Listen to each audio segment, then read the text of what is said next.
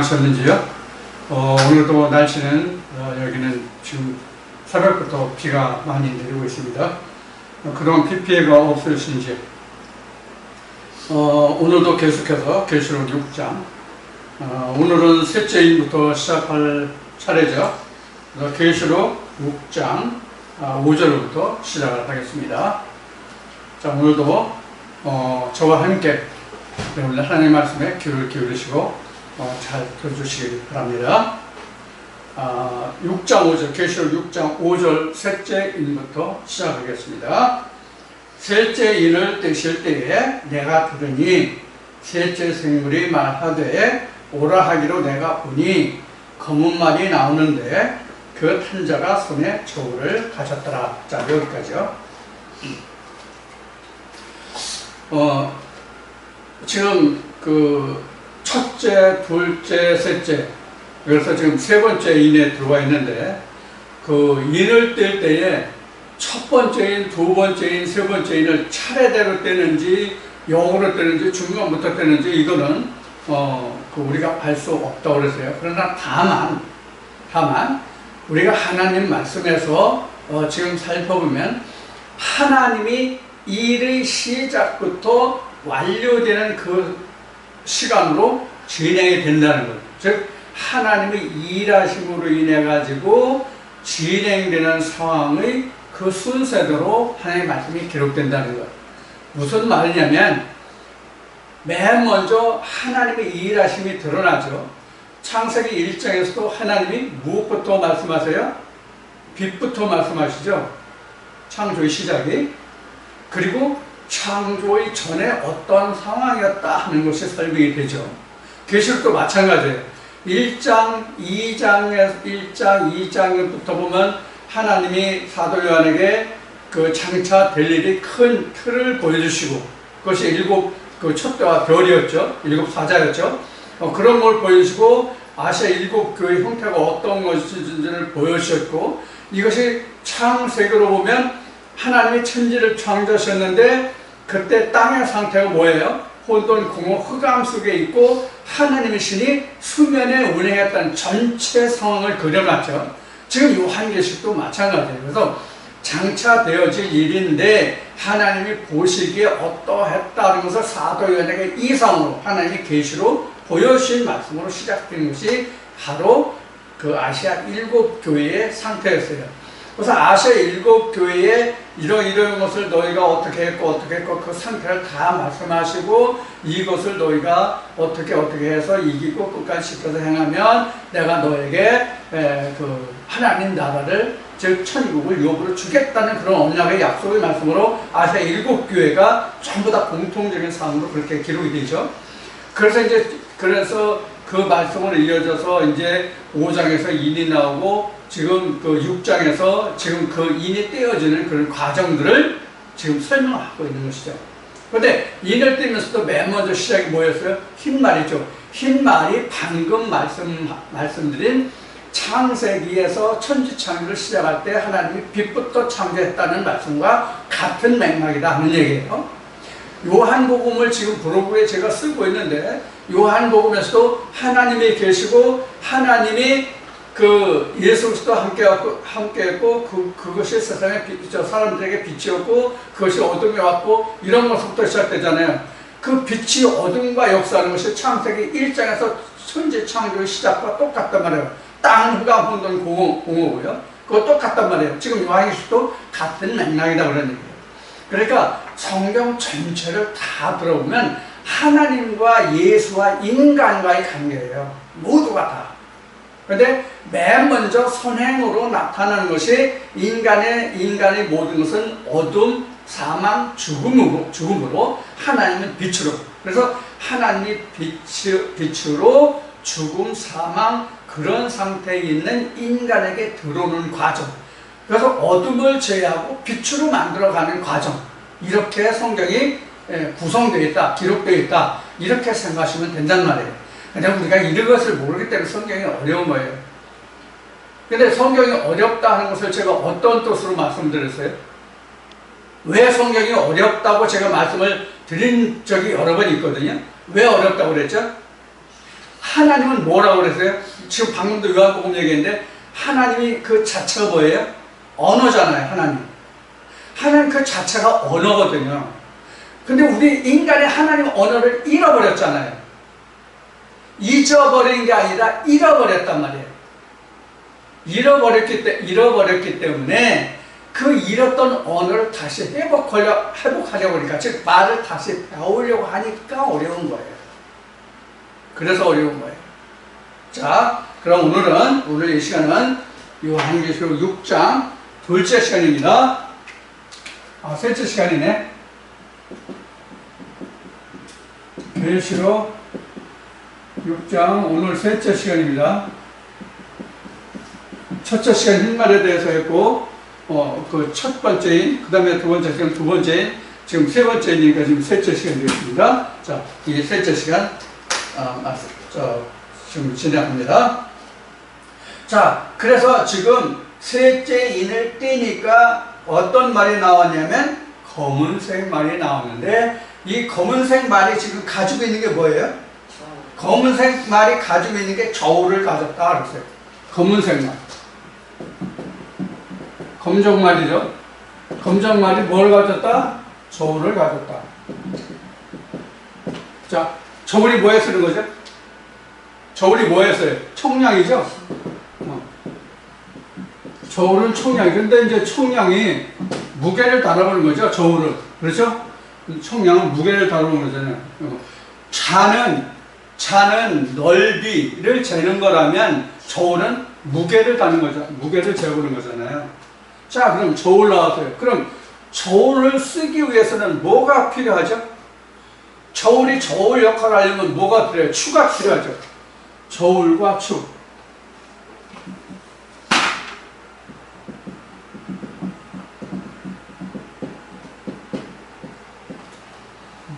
저울과 추가 있어야 청량을 한단 말이에요.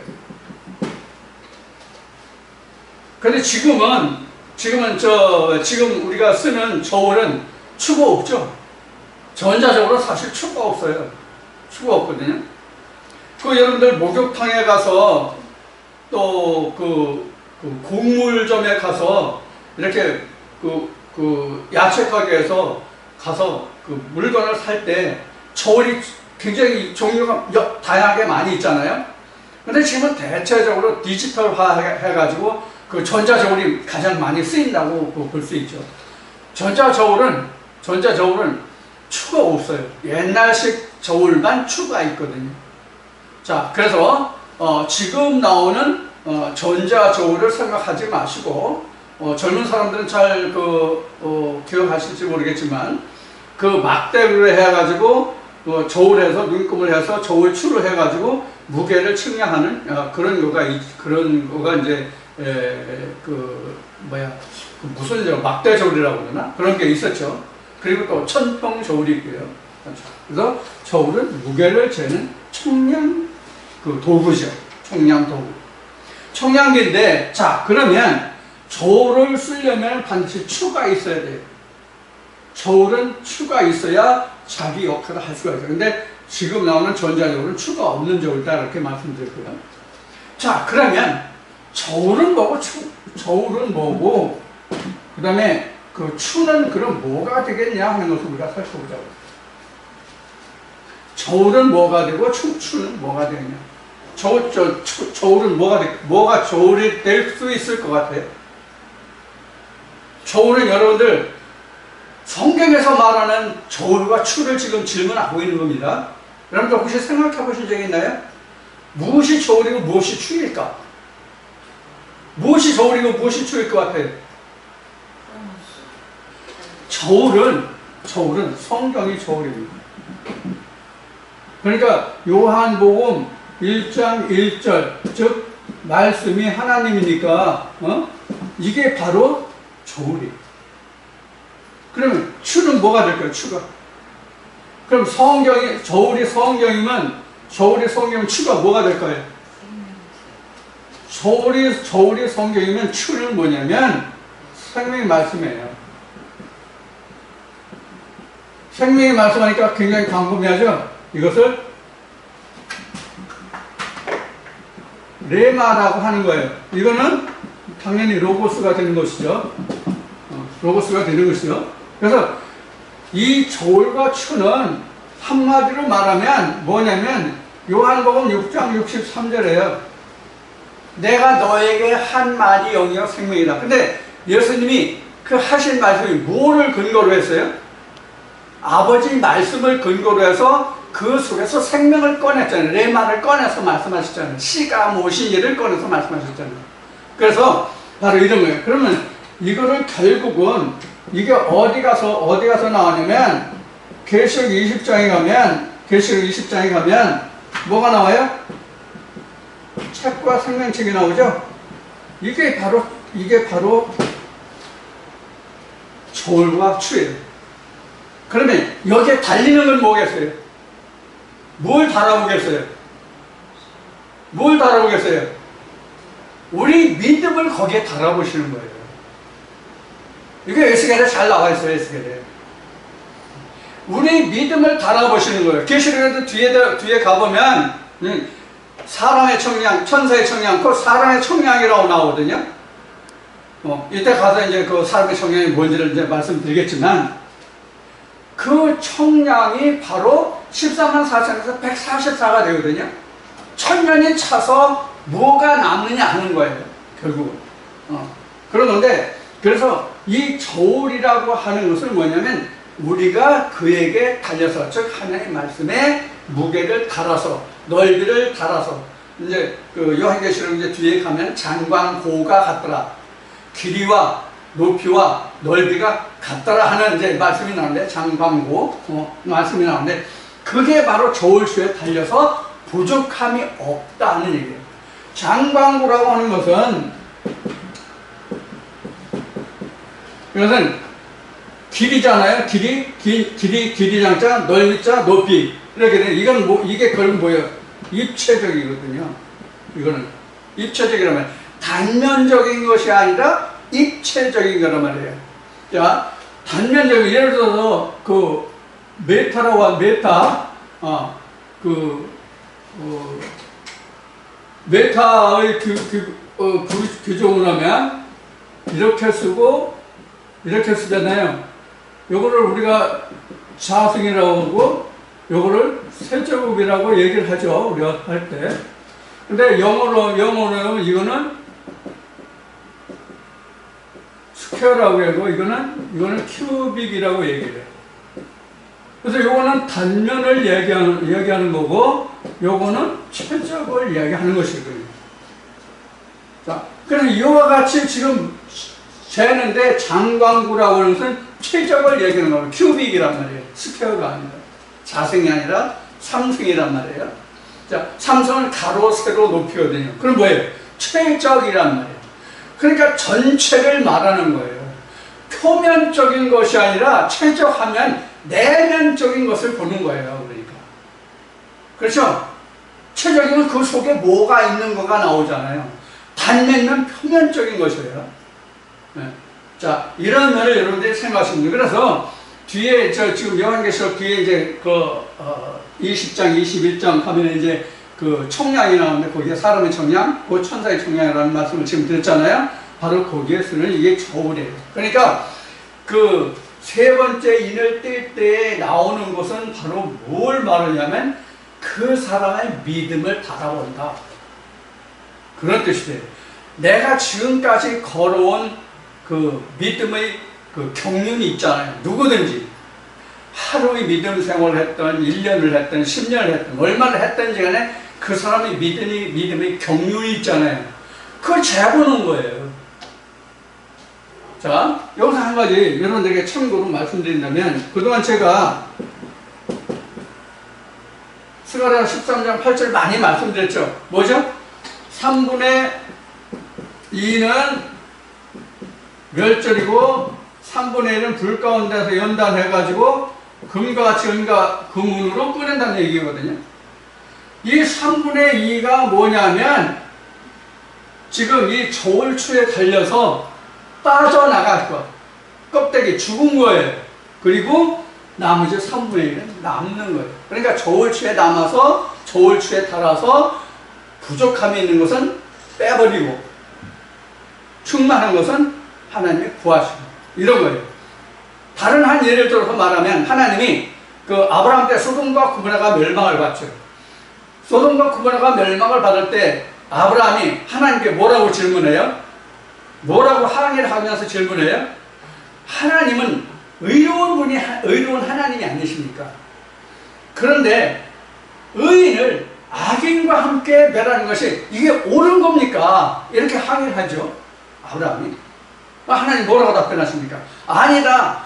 절대로 의인을 악인과 함께 멸하는 것이 내 뜻이 아니다. 내가 기뻐하는 것이 아니다라고 말씀하시죠. 그러고 살아남을 수 있었던 게 누구예요? 롯의 가족이었잖아요. 자, 이런 것을 생각하시면 돼요. 그러니까 여기서 저울로 비교하면 소돔과 고모라 성의 그 모든 사람들 중에서 롯의 가족만 빼고는 다 저울추에서 빠져나간 것들이죠. 그러니까 실제 하나님의 저울추는 뭐가 되냐면 이런 것이 된다는 얘기예요. 그 무게를 따르는 것이 아니라 하나님의 말씀의 척도, 총량을 해본단 말이에요. 말씀의 척도를 재본단 말이에요. 그러니까 여러분들 하나님 나라는 예수님이 말씀하신 것 같이 뭐에 있어요? 하나님 나라에 갈 수 있는 것은, 즉 영생은, 구원은 유일하신 참 하나님과 그의 보내신 자를 아는 것이라고 말씀하셨잖아요, 예수님이. 그러니까 이것이 총량의 도구, 총량의 기준점이 되는 거예요. 그래서 말씀의 추가, 조언의 추가 바로 생명의 말씀. 그것이 바로 뭐다? 책과 생명차의 관계다. 그럼 이 추라는 것은 뭐냐면 결국은 이제 계속 이제 지금 6장인가 10장에로 나오지만은 이게 바로 조울추예요. 이게 바로 조울추예요. 결국은 비브로스, 비브리온, 비브라리디온 이렇게 말씀을 드렸죠. 책에서 말씀드릴 때. 그래서 맨 마지막에 남는 것이 비브라리디온이에요. 비브로스에서 비브론이 되고 비브론에서 비브라리디온 이렇게 이제 세 과정을 거쳐서 맨 마지막에 정제된 것이 바로 우리가 이야기하는 우리가 이야기 아니라 성경에서 말하는 생명으로 남는 거예요. 세상의 말로 하면 성경의 가장 큰 엑기스예요. 최후의 영향으로 남는 엑기스예요. 그게 바로 뭐냐? 아버지의 보좌가 되고 영생이 되고 우리에게 구원이라고 하는 그런 이름의 것이에요. 자, 그래서 검은 말이 나왔다고 하는 것은, 조를 가지고 왔다고 하는 것은 우리의 믿음을 달아보는 거예요. 자, 우리 믿음을 달아본다는 것은 뭘 달아보는 것이라고 지금 제가 말씀드린 거예요? 책과 생명책에 기록된 대로 가지고 있느냐 아니냐를 재보는 것이 저울이에요. 그러니까 우리 안에서 거짓된 것을 다 재어버리는 역할이 있다는 것은 검은 말의 역할이에요. 그동안 저나 여러분들이 가지고 있는 하나님의 지식이나 어떤 지식이 있을 거 아니에요. 그 지식이 생명의 말씀과 저울질해서 어느 것이 진짜 하나님의 말씀이고 어느 것이 세상의 것인지를 청량해서 아니면 재어버리잖아요. 이게 바로 검은 말의 역할이에요. 그러니까 지금 뭐 흰 말은, 붉은 말은, 검은 말은, 뒤에 이제 청황색 말이나 어룽진 말, 초록색 말이 나오는데 이 말들이 다 각각의 하는 일이 아니라 각자 생명의 말씀과 그 다음에 그동안 내가 가지고 있던 모든 것을 비교 분석해서 뺄 거 빼고 제할 거 제하고 취할 거 취하고 하는 역할을 하는 모든 것들이 다 말들의 역할이에요. 그렇게 해서 정제된 하나님의 말씀이 내 안에 남아지는 것. 그게 바로 청량한 결과물이죠. 그래서 저울을 가지고 지금 한 거예요. 자, 여기서 이제 좀 설명을 더 드린다면, 여러분들 이해를 돕기 위해서 한다면, 북이스라엘이 아수르에 대해서 상당한 도전을 받고 결국은 아수르에서 멸망당하는 그런 이제 형국에 이르죠. 근데 그 당시에 뭐 유대도 나중에 이제 그랬지만은 그 당시에 먹을 것이 없어서 서로가 자기 자식을 삶아 먹는다는 그런 이제 그 말씀도 나오고요. 그 다음에 뭐 합분태라고 하는 비둘기똥이지만 비둘기똥이 합분태예요. 그런 것을 밀보리 한 대에 뭐 데나리온으로 얼마 뭐 이런 말씀이 나오잖아요. 이게 다 청량에 속하는 거거든요. 우리가 항상 우리 안에서의 전쟁은 내 안에서의 영적 전쟁이죠. 우리 안에서의 전쟁은 언제부터 시작됐냐면 하나님의 생명의 말씀이 우리에게 임했을 때부터 전쟁이 시작돼요. 지금 그거거든요. 인을 떼면서부터 이런 말들이 나온다, 생물이 나온다는 것은 바로 그런 것을 말하는 거예요. 그래서 하나님의 일이 시작이 없으면 우리 안에서 전쟁이 안 일어나요.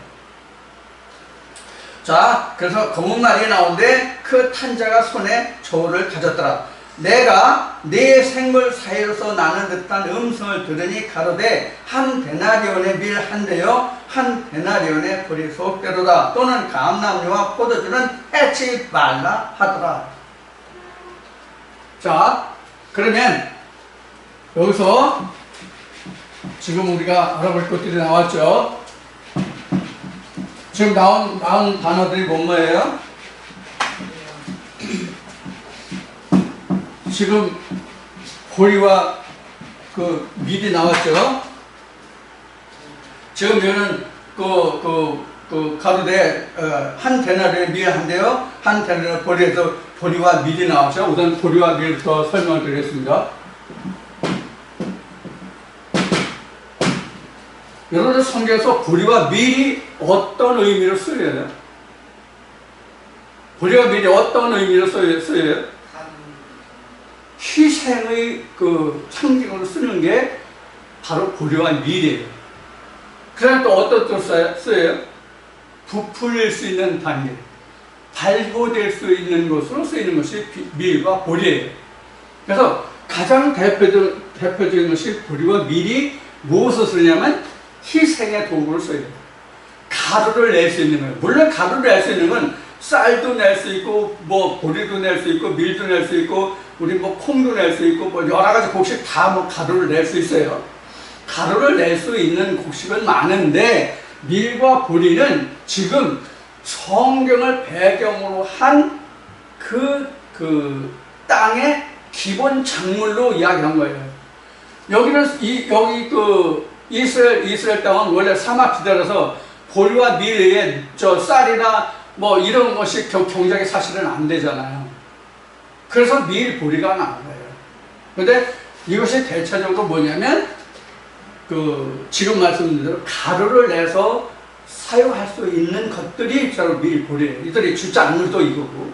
그래서 밀을 보리에서 그래서 요 둘의 공통적인 거는 희생을 상징한다. 왜냐하면 가루를 낼 수 있으니까. 자, 그럼 가루를 낼 수 있어서 희생이다라는 이 의미가 뭐예요? 자기를 완전히 다 부숴낼 수 있는 것을 말하는 거예요. 그렇게 해서 뭐가 돼요? 먹거리가 되죠. 이렇게 해서 가루가 돼서 먹거리가 되잖아요. 결국 이들에게는 뭐예요? 그 당시에 빵이죠. 빵이죠. 그 다음에 보리와 밀이 또 하나 그 특징을 가지고 있는 게 뭐냐면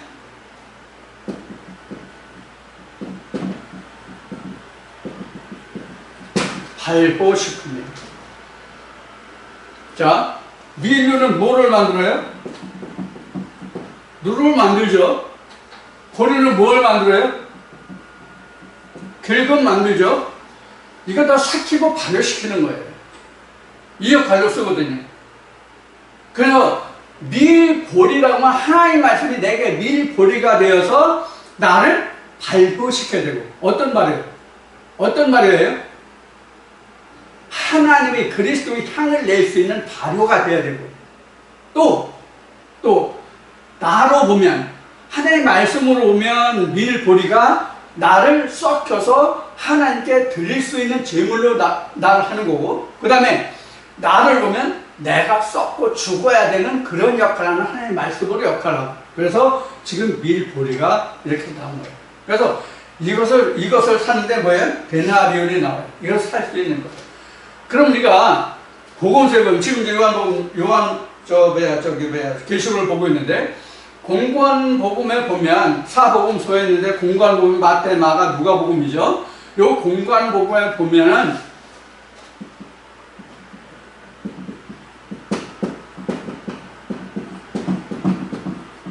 비유가 나오죠. 그래서 1달란트, 2달란트, 5달란트 이렇게 나오잖아요. 또는 문화.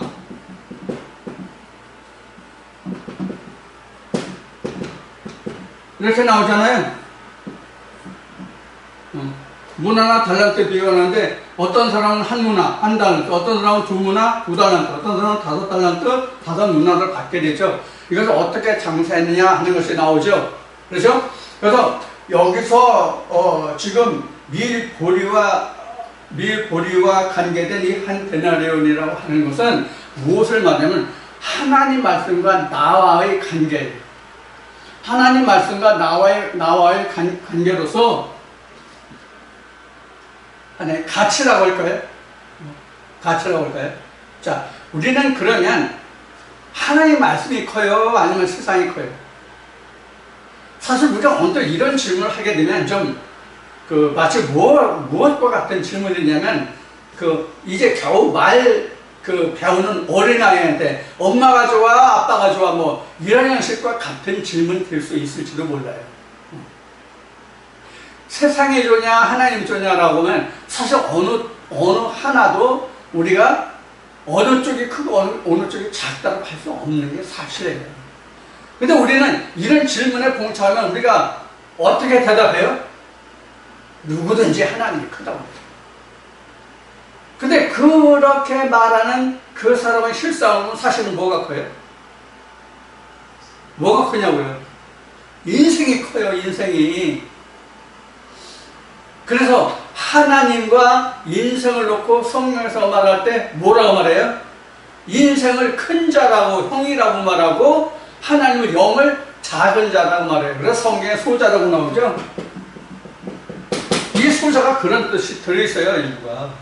소자는 예수에 관한 쉬운 얘기로 닉네임이죠. 별칭이라고 할 수 있는데, 이 소자가 바로 그런 거예요. 소자라는 의미가 굉장히 그런 의미를 쓰는 거예요. 그래서 우리가 인생에 아빠가 좋아, 엄마가 좋아하는 이런 예를 들어드렸는데, 우리가 사람이 크냐, 하나님이 크냐, 물론 하나님이 크다고 말해요. 그런데 실제로 인생이 커요. 인생이 커요. 자, 사도 바울 같은 한 예를 들어볼까요? 사도 바울도 로마서 7장과 8장 7장 말미와 8장 어간에서 보면, 특히 7장 말미에 보면 바울이 뭐라고 준 거예요? 곤고한 자라고 그래요.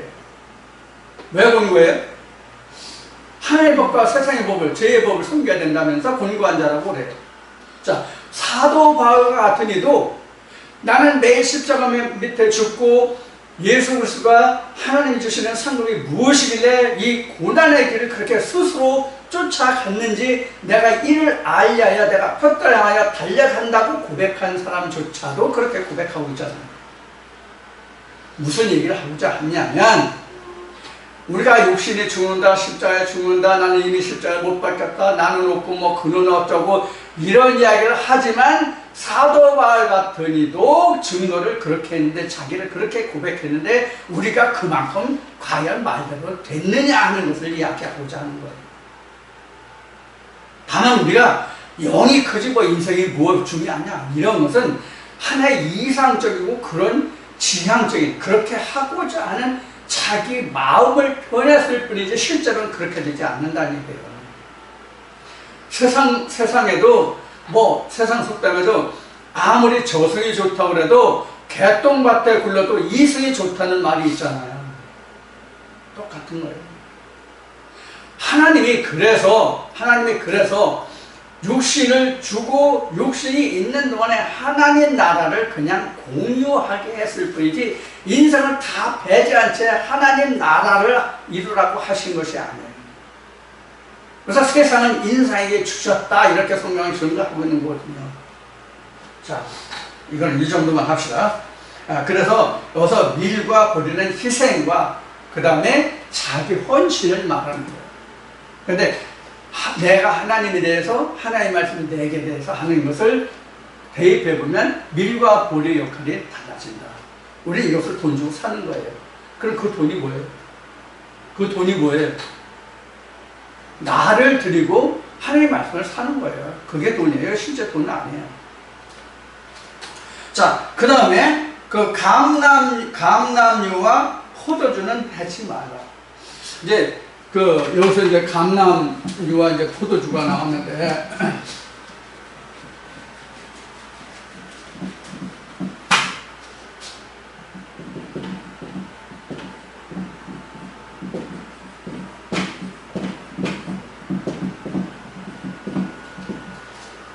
감람유와 포도주가 나오는데 이 감람유라는 것이 뭐냐면 우리가 일상생활로 쓰는 용어로 하면 이게 올리브유죠. 올리브유. 그리고 포도주는 뭐 다른 설명이 필요 없고요. 근데 성경에 보면은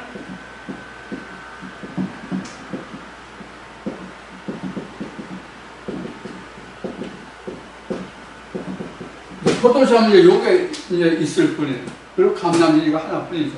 뭐 다른 거 없습니다. 그러면 이 감람유라고 하는 것은 뭘 얘기하는 거예요? 성경에서 감람유가 뭐죠? 감람이 향유에 들어가죠. 감람유가.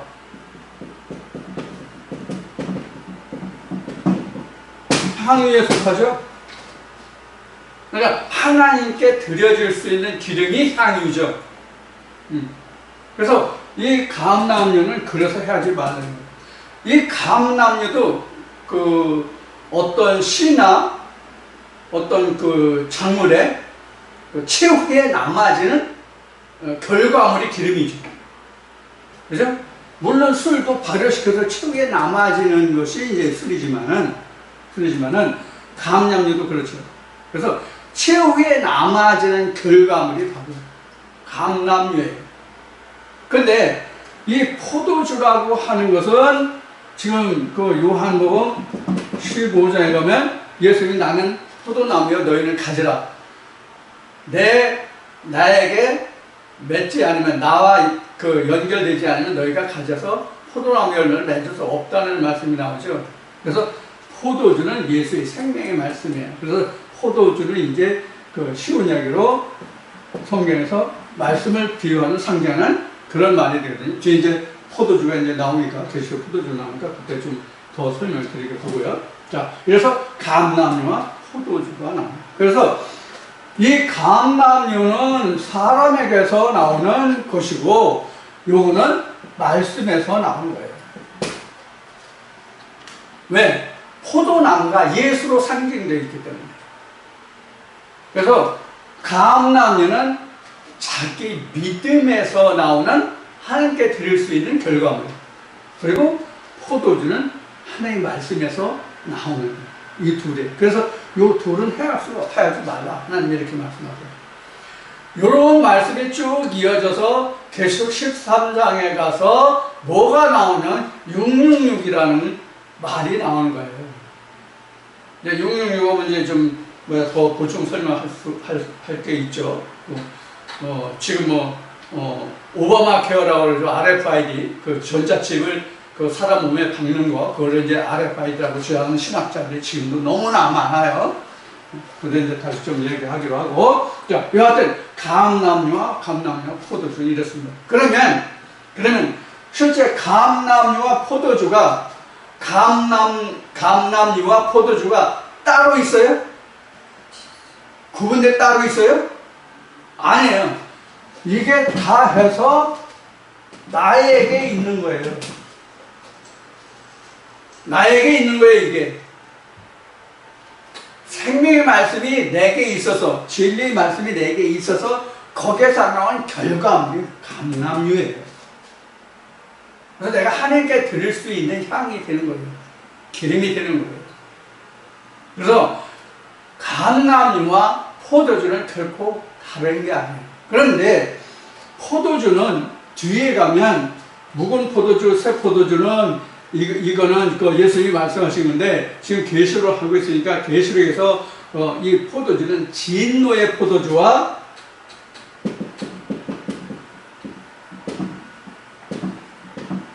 진노의 포도주와 예수님의 생명의 포도주가 있다. 이렇게 물론 생명의 포도주라고는 없어요. 성경에 나와 있는 게 없어요. 없는데 의미적으로 했단 말이에요. 그래서 진노의 포도주는 나오는데 생명의 포도주라는 건 없어요. 다만 새 포도주. 그 다음에 요한복음 그 3장에서 요한복음 3장에서 진 거죠. 그 가나 혼인잔치에 그 예수님이 그 물로 포도주를 만들었다는 물로 만든 포도주.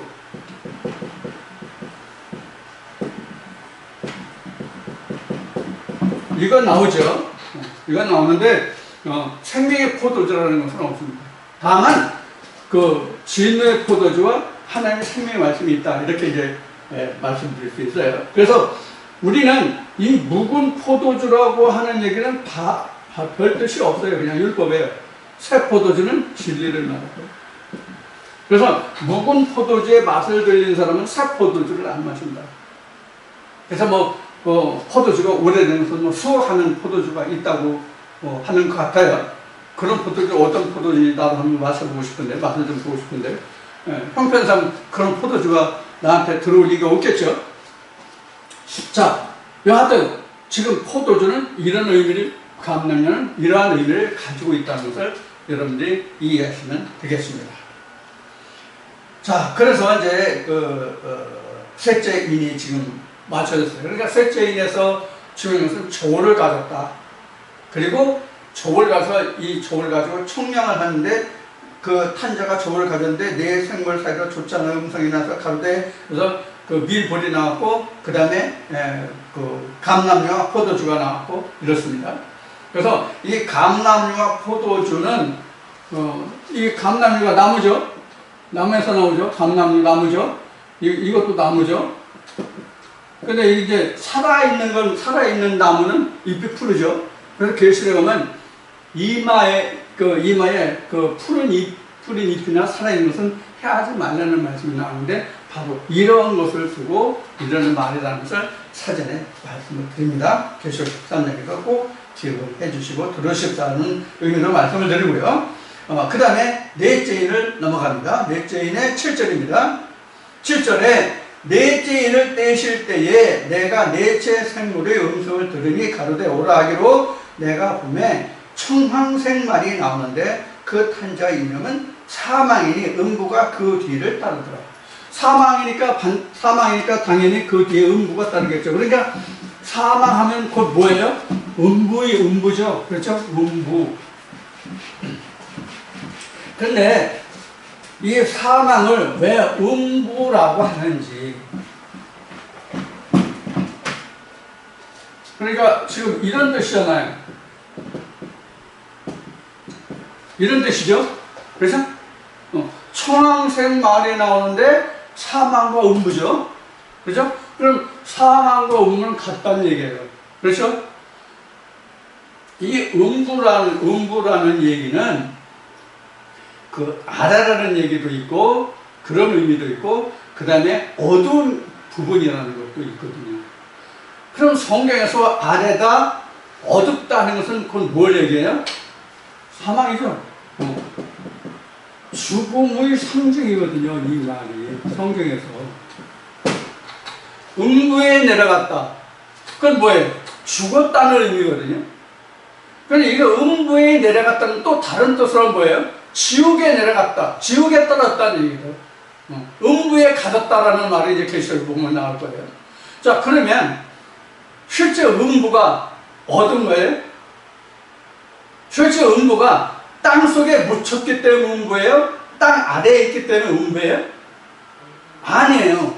하나님이 이 땅에 비해서 높고 하나님을 높은 지위에 있기 때문에 하나님에 비해서 하나님이 높은 위치에 비해서 인간은 땅의 것은 아래다 하는 얘기를 음부예요. 실제 우리가 말하는 우리 육신이 죽어서 땅에 묻히는 그런 땅 속에 들어갔다는 의미가 아니에요. 하나님에게서 떨어져 나갔다 이 뜻이 음부예요. 그러니까 우리가 그 아담과 하와가 선악과를 따먹고 죽었다고 성경은 기록하죠.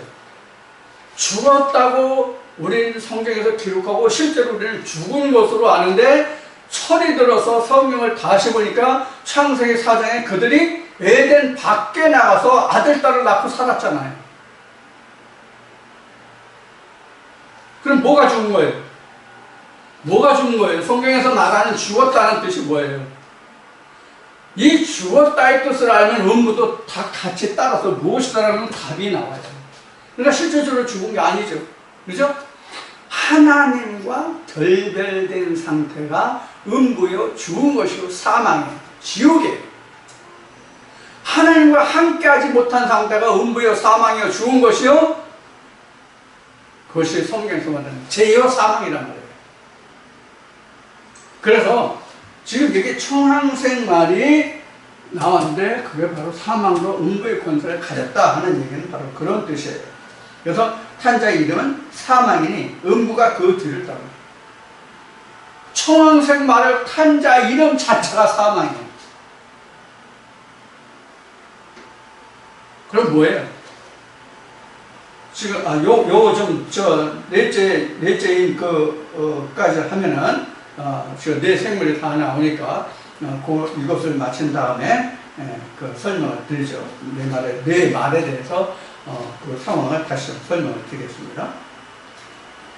저희가 땅 4분의 1 권세를 얻어 검과 흉년과 사망과 땅의 짐승으로서 죽이더라.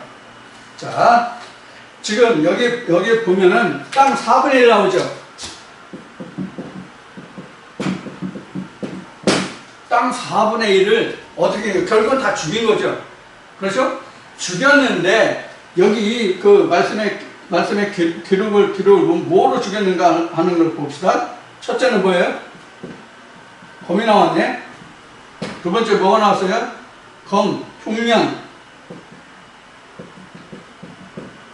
그 다음에 뭐예요? 흉년, 그 다음에 사망. 그 다음에 또 뭐 나오세요? 흉년.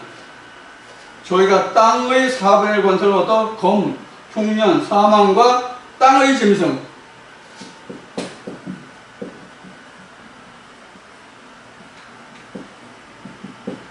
이 네 가지네요. 땅 4분의 1 권세. 땅 4분의 1 권세가 뭘까요?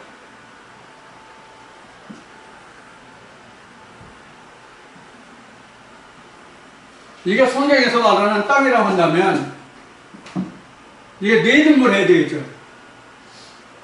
이게 지금 성경에서 말하는 땅 전체라고 얘기한다면 4분의 1이니까 이거 4등분해서 어느 한 부분이 되겠죠. 이렇게 해서 이게 어느 1, 2, 3, 4, 4개를 똑같이 쪼개서 등분해서 어느 한 부분이 4분의 1이잖아요. 그렇죠?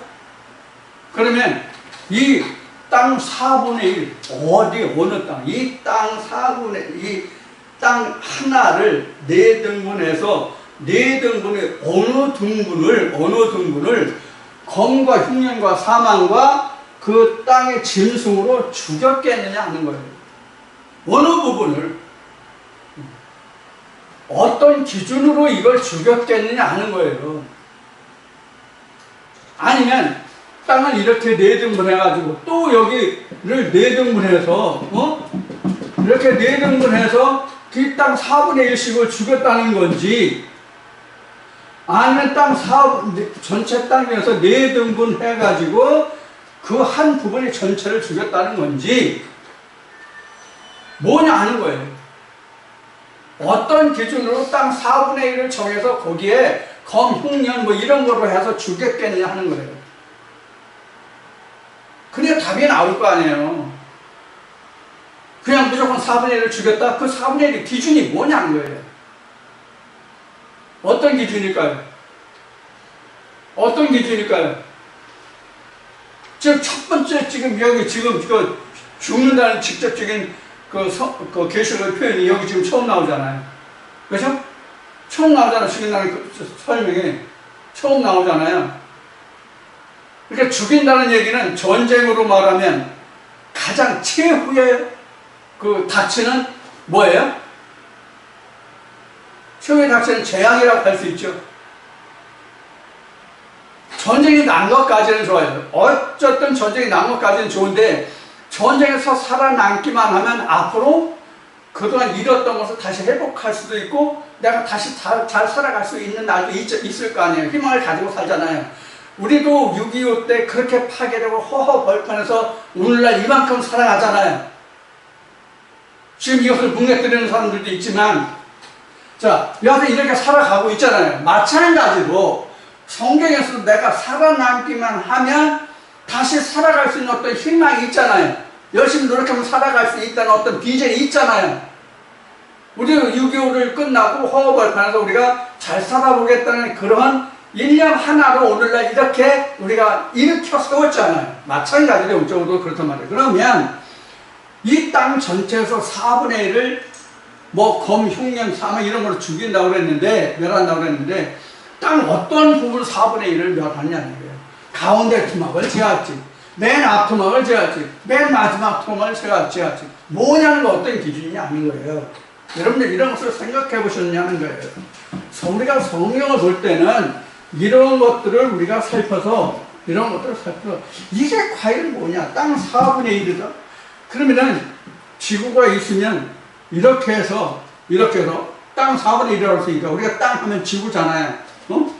우리가 그 학교 다닐 때 행성을 10개 행성을 배우잖아요. 그럼 수금지화 해가지고 10개 행성을 지금 그 배웠잖아요. 지금은 천양행성인가 뭐를 그 행성에서 빼가지고 지금 9개가 됐다고 그러는데 한참 됐죠. 그러면 땅 4분의 1이니까 이렇게 해서 지구 뭐 어느 4분의 1을 없앤다는 뜻인지 뭐냐 하는 거예요. 이렇게 본다면 뭐예요? 땅 4분의 1을 제한다. 뒤에 보면 3분의 1 있어요. 또 바다도 있어요. 뭐 별 말씀이 다 나와요. 그럼 지금 뒤에 거는 나중에 설명하기로 하고 지금 넷째 일을 뗐을 때 지금 총왕생이 만나서 땅 4분의 1의 권세를 얻어서 이렇게 한대. 그럼 땅 4분의 1을 이렇게 하면은 이 땅이 없어진다는 거예요? 그럼 뭐예요? 지구의 멸망이에요?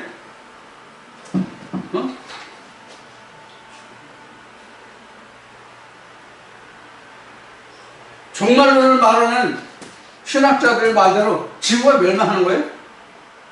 땅 4분의 1을 이렇게 잘라내서 죽일 수 있나요? 이게 이런 것이 아니고 여러분들 성경에서 사의 숫자가 뭐예요?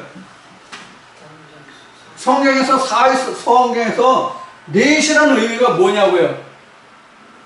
하나님 역사의 시작부터 끝까지가 사예요. 하나님이 일의 역사의 시작에서 끝까지가 넷이에요. 자, 창세기 1장에서 셋째 날의 창조가 뭐예요? 창세기 1장에서 셋째 날의 창조가 뭐예요? 네 등분이죠? 네? 윗물이 있고 궁창이 있고 그 다음에 땅이 있고 바다가 있잖아요.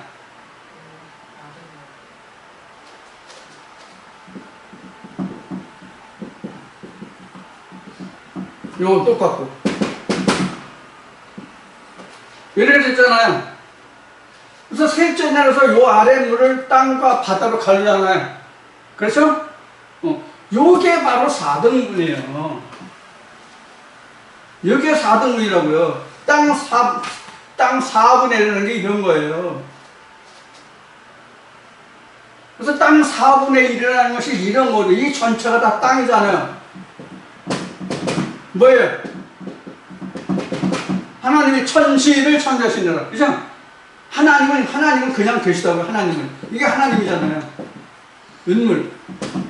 하나님은 한 번도 변화가 안 돼요. 둘째 날, 그 윗물과 궁창이 만들어지잖아요? 윗물과 궁창이 만들어지는데 이것은 여섯째 날까지 가도 이건 안 변해요. 바뀌지 않아요. 똑같이 그냥 있어요. 요것만 바뀌어요.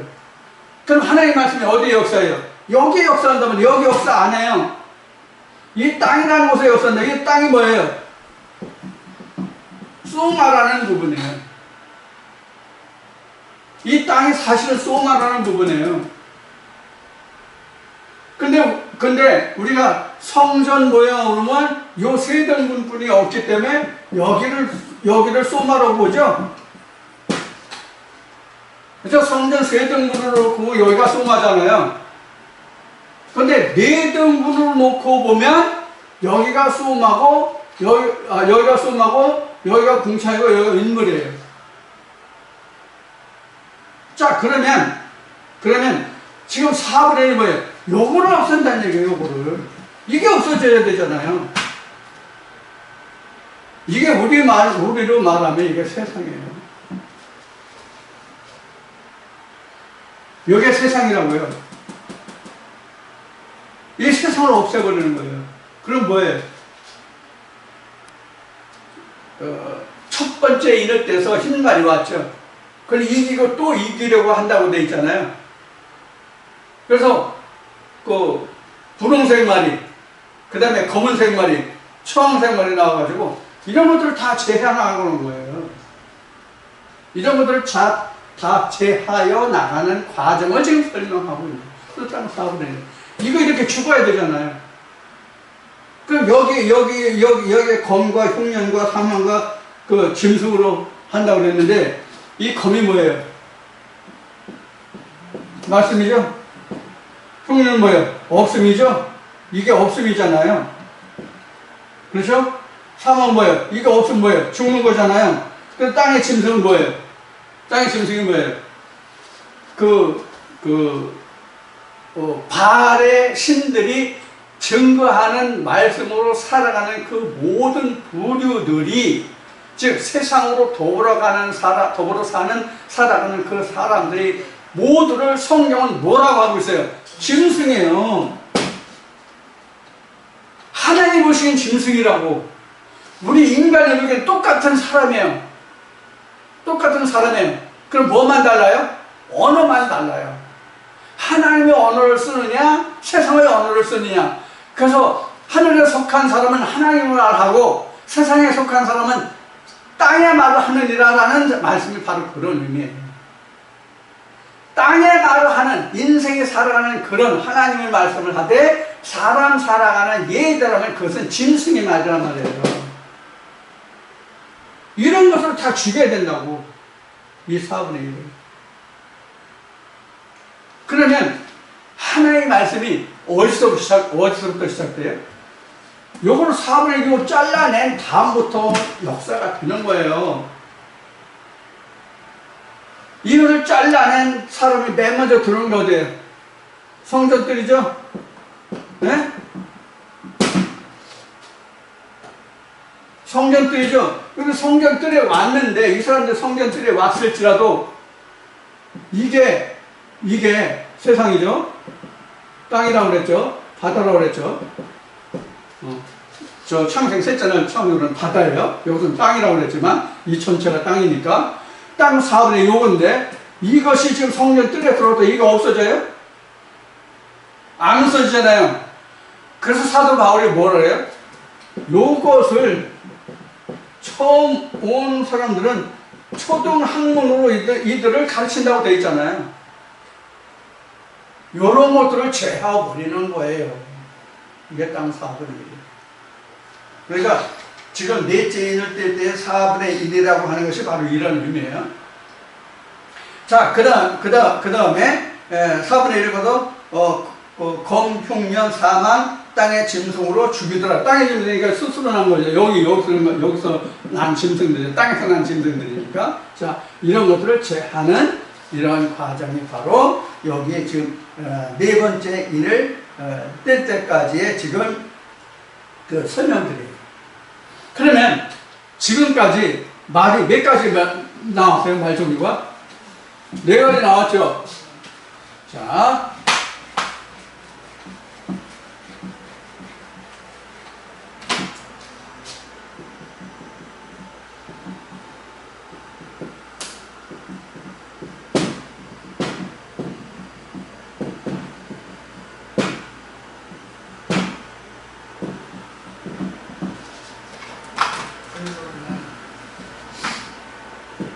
흑마라고 하는 거냐, 붉은 말이라고 하겠습니다. 붉은 말로 나왔으니까. 그 다음에 청황색. 이렇게 말의 종류가 나왔습니다.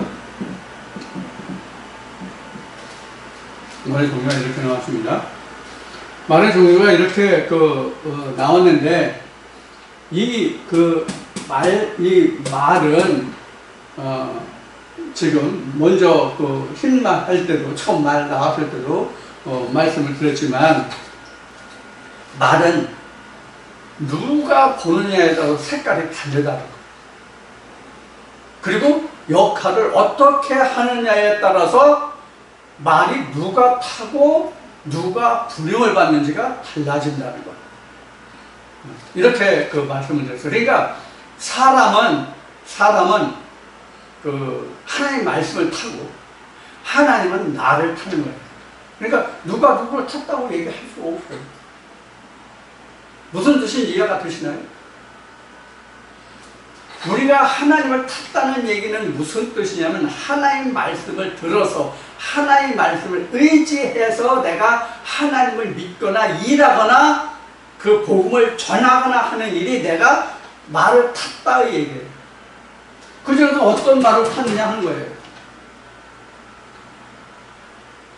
그런데 이 말들은 결국 뭐라고 그랬죠? 하나님 말씀이라고 그랬잖아요. 말씀은 또 누구를 들어 역사해요? 사람을 들어 역사하잖아요. 말씀은 사람을 들어 역사하잖아요.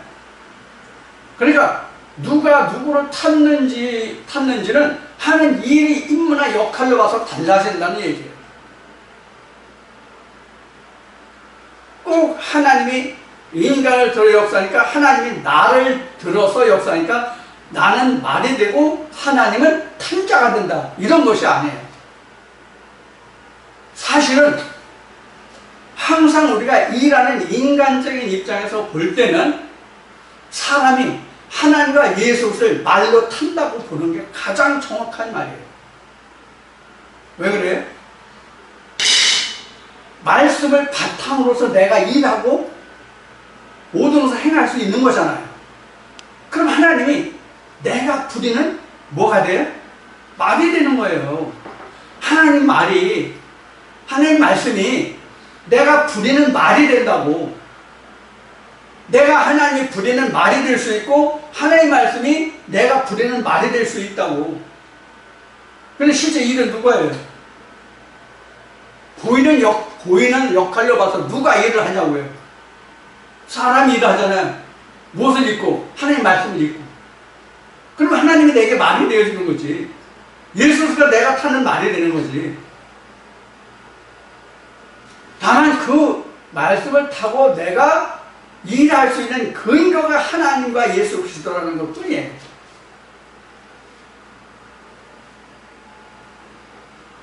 이해가 되셨나요? 자, 우선 이제 말의 종류 여기까지만 말씀을 드리고 잠시 쉬었다가 다시 이 말에 대해서 말씀을 드리도록 하겠습니다. 잠시 쉬었다 하겠습니다.